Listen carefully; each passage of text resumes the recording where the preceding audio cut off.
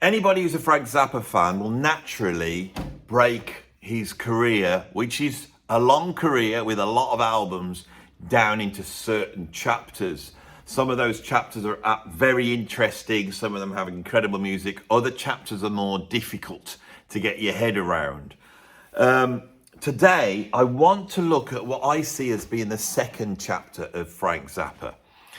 Frank Zappa emerges in 1966 with the album Freak Out. This is the original Mothers of Invention, which is sort of this avant-garde, anarchic, sort of anti-hippie band. Lots of quirky songs, lots of avant-garde behaviour, all sorts of stuff. Now, if you went out into the mainstream world and went, what's the greatest Frank Zappa album? The normal people are going to say Freak Out. But of those early Mothers albums, which would be Freak Out, Absolutely Free, and We're Only In It For The Money, I would say they just get better. And if you wanted a true representation of that era, I would actually go and get Absolutely Free, which I think does what Freak Out does, but does it even better. At this point, Zappa, now that he has some success, the early Mothers change into the second era of the Mothers. And this is where they go full out prog, jazz fusion, and epic. And a number of albums come out during this period. Now, earlier, he'd made an album called Lumpy Gravy. And I would say that presages this period that we're looking at. Now, this period, if we include Lumpy Gravy, would also include Uncle Meat. It would include Burt Weeny Sandwich, Weasel's Whipped My Flesh, and a whole bunch of albums that have come out since his death. Now, the obvious masterpiece of this period is the, which I think could have been a triple album at the time, but it's the double album Uncle Meat. Uncle Meat is where Zappa starts to take the recording studio and push it to the limit. This album took a number of years to make. If you plot it through, I think it was made between sort of 67 to 69-ish. So it's covering that period where the Beatles are doing Sgt. Pepper and blowing everybody away with what they could do in Pet Sounds. And anybody who knows Zappa knows that Zappa at that point in time is miles ahead of anybody else in the world at what he is doing with a rock band. So the question is, of this second period of Zappa, which we could call the second phase of the Mothers, before he went into the Flo and Eddie period, which I think is his weakest period, right? Which album are we going to put forth of these albums? Now, he also, in this period, he's moving up to making Hot Rats, which is an absolutely classic album. And he's also going to make King Kong with John LaPonte. And all these albums seem to be at the same period. And what are the things that are going on in these albums? Well, he has moved towards his sort of modern classical music influenced rock music approach. That's happening a lot more.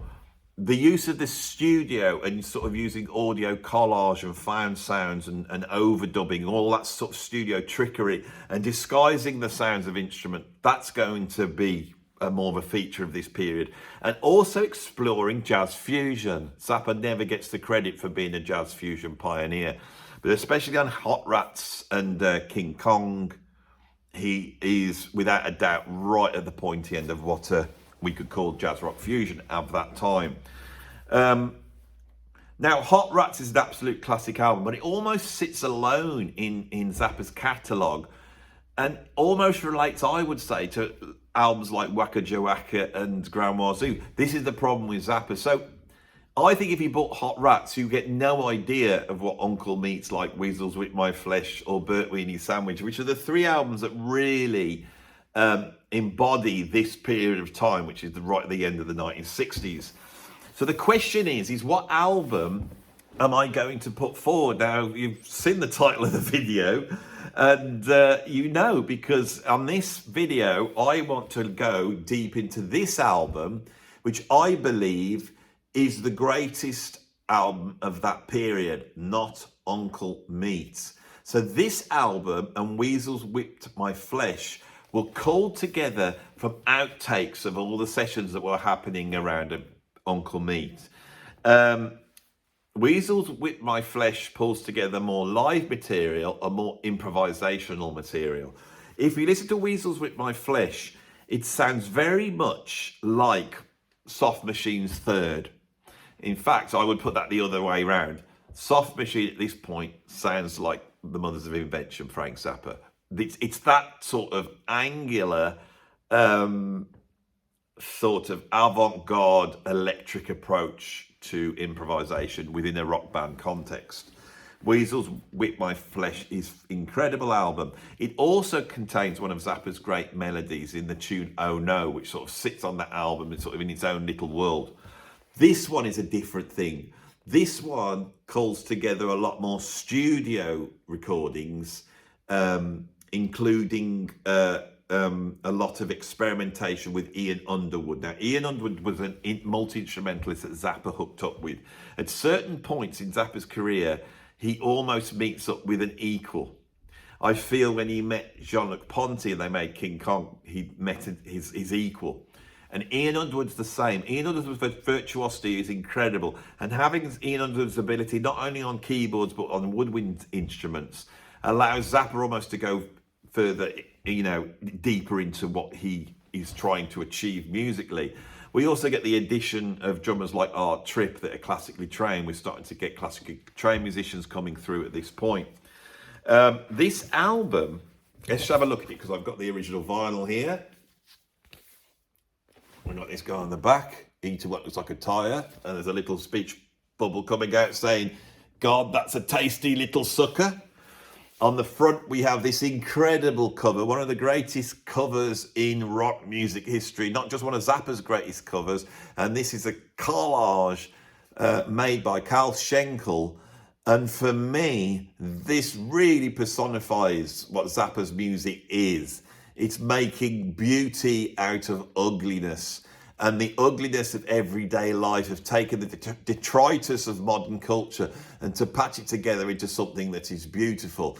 It is like Zappa can be seen as the audio clip equivalent of Kurt Schwitter's, and this is so close to that. It's an incredible album. And if you noticed, there is no mention of Frank Zappa's name on there. And there is no mention, really, of the Mothers of Invention. That's in very small. There is a mention, but it's tiny. So we just get Mothers, and it's coming out of this little face that has the number 7 and the number 5 in its eyes. And of course, this is the period where Zappa is exploring improvisational devices based upon 7 and 5. You get the sort of 5 which go, bam, dan, dan, dan, dan, dan, dan, dan, dan, dan, and the 7s, bam, dan, dan, dan, dan, dan. Where would Dream Theater be without that? When we open it up, again, we have this other collage of Frank Zappa there, smiling. You see the band on stage with all this incredible percussion set up. The great Don Preston here, another classically trained musician that was essential to Zappa's, sort of intentions at that time. There's a few other people we can spot. Ian Underwood is here. The great Ian Underwood is there with his next to his keyboard with his saxophone. This album it is a sandwich. Basically, this album's a sandwich. It opens up with a version of the doo-wop tune "Wine, Port and Lemon Juice," which was originally by the Four Juices. This is a doo-wop tune done pretty straight. This really refers to his Ruben and the Jets albums, where he created this imaginary band called Ruben and the Jets, which was like a late 50s, early 60s doo-wop band. And they do it properly. And the tune finishes with Valerie, which was by Jackie and the Starlights again. So we've got these two real trite pop songs here. This is the Burt Weeny sandwich. And in the middle is this exploration of rock music at its peak at this time. The second track is Igor's Boogie, which is a very complex sort of Stravinsky-esque melody, which comes in, and that moves into a track called Phase 1. And then we get a tune called The Overture to Holiday in Berlin. These are very short tracks, all based upon themes, modern classical music, but using a recording studio as part of the orchestration. It's quite incredible stuff. Then it moves into Theme from a Burnt Weeny Sandwich. And this is basically a live improv of Zappa on guitar. This must have been mind-blowing at the time. Now with Hot Rats and then Shut Up and Play Guitar, and then the explorations of guitarists like John McLaughlin and Alan Holdsworth, it doesn't seem so groundbreaking, but at the time it must have been quite an incredible thing. Zappa is playing the guitar so fast at certain points. To our modern ears, it sounds quite scruffy, but at the time it must have been, whoa, you know, what is going on? And what can this guy do? It must have been a real eye-opener. Then we get a refrain of the Igor's Boogie theme, Igor's Boogie Phase 2, and then we get Holiday in Berlin Full Blown, which is more improvisation from the band. We start to hear Ian Underwood coming in, and then it goes into a solo piano piece called ABC by Ian Underwood. Now this is really Ian Underwood, and when you listen to it, there is a chromaticism and harmonic approach which seems to be coming from sort of the post-impressionist composers, Eric Satie, Debussy, and there's also an influence of Bill Evans I can hear. You can suddenly hear this other thing comes into Zappa's music, but it's so abstracted. That short piano piece is one of the really interesting aspects of Zappa's music here. It brings something in.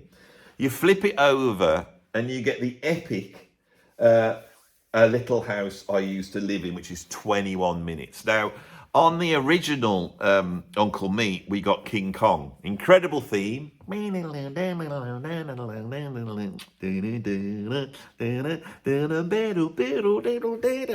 lost it now. And that's how I get around copyright. And that's a great piece, but once they get back past the head, King Kong is just a load of blowing. It's just a bunch of soloing. A Little House I Used to Live In has got a load of blowing, but it's far more orchestrated in. And the initial sort of fanfare that it opens up with, Zappa was brilliant at fanfares. So that initial fanfare that he opens up with is just brilliant when it all kicks in. And then the sped up percussion. We get a ton of solos. We get a piano solo by Ian Underwood, which sort of follows on from ABC. So the album feels like it's continuing over. This is an album that really was designed to go on a CD. Zappa had to try and get around the flipping the album over bit. We've got a great violin solo by Sugarcane Harris, which is one of the violinists that appears alongside Jean-Luc Ponty. That's really interesting. On Hot Rats, Zappa has violin. He has Jean-Luc Ponty, who is this great jazz violinist coming towards rock. And then he has Don Sugarcane Harris, who is this sort of bluesy, improvisational violin player. If you look at that and then look what happens in jazz fusion and what the Mahavishnu Orchestra does, you can see that on this album, on King Kong and on Hot Rats, Zappa is exploring that sound already. And it's interesting that McLaughlin does not go towards a jazz violinist for the Mahavishnu Orchestra. He goes towards Jerry Goodman, who is playing almost like Hendrix on the violin. It's Goodman that brings the rock to the Mahavishnu Orchestra, and that seems very influenced by Don Sugarcane Harris. It's incredible playing on this. We've got another piano solo by the great Don Preston, and there's an organ solo by Frank Zappa on here. A Little House I Used to Live In, I think, is the great achievement of this second phase of Frank Zappa. And then it finishes off with Valerie by Jackie and the Starlights. This is one of the great Zappa albums. Okay, and on this channel, what I want to do is try and cover, I've done this already, I've looked at certain key albums, and I might have to create a playlist so you can sort of go through the albums, because these are great starting points. Uncle Meat arguably is another place you could go to for this period, but I think, as it says, this is just a little bit more tastier and a little bit more of a bite size of Zappa period, which is actually quite difficult. You know, if you've grown up listening to Don't Eat the Yellow Snow, you know, or Bobby Brown, and then you go and try and get your head around this. And this is before Zappa brought in that sort of funkiness that we get with the George Duke Band. He follows this up with the Flo and Eddie Band, which does have its incredible high points, possibly being the film 200 Motels, which is great. It's let us say it's not as tedious as you think it will be when you watch it, but it's never been a favourite moment of Zappa for me. Chunga's Revenge is a good album, but after that, some of the Flo and Eddie albums, like Just Another Band from LA and Live at the Fillmore, I've never been a huge fan of, and it's not my favourite period of Zappa. Zappa then, in 72, gets kicked off the stage at the Rainbow in London by some weird fan. He breaks his pelvis, he's in a wheelchair for a couple of years, and that focuses on him writing, not orchestral music, but big band music, and we get the Grand Wazoo and the Waka Jawaka period, which sort of refreshes Zappa, and then he comes back with what we could call the George Duke Band, which features, you know, Ralph Humphrey on drums and Chester Thompson. We've got Ian Underwood's wife, Ruth Underwood's on percussion, and this is one of the favourite bands of Zappa. So we can see this is the early Zappa. This is how that all works and how it fits in. So that has been my quick critique of this great album. I hope you enjoyed this video. If you like these short videos where I just look at one album, I do try and come back and do this when I can. Please put a like on the video. If you want to see more of this, please subscribe. You know, it's very important that you subscribe if you haven't subscribed, because that is really what keeps the channel going and keeps me in business. If you want to support me over at Patreon, Patreon is the future of music, believe me. So get over to Patreon, register for it, you know, go and start supporting some of your favourite musicians and some of your favourite YouTubers. And on my Patreon, you don't have to spend any money. You can become a free member, and there is content going up for free members all the time. If you become a paid member, you'll be able to support me, and you will get a whole ton of content, a lot of content on there for the paid members. If you want to give me a little tip, you know, in other words, a bit of a financial tip, not a tip like, you know, don't wear that hat and scarf combination again, Andy. I am going to wear it again. I don't care what you say. But if you want to give me a financial tip, I have my PayPal tip jar down below. Thank you for watching this video, and I'll see you on the next one.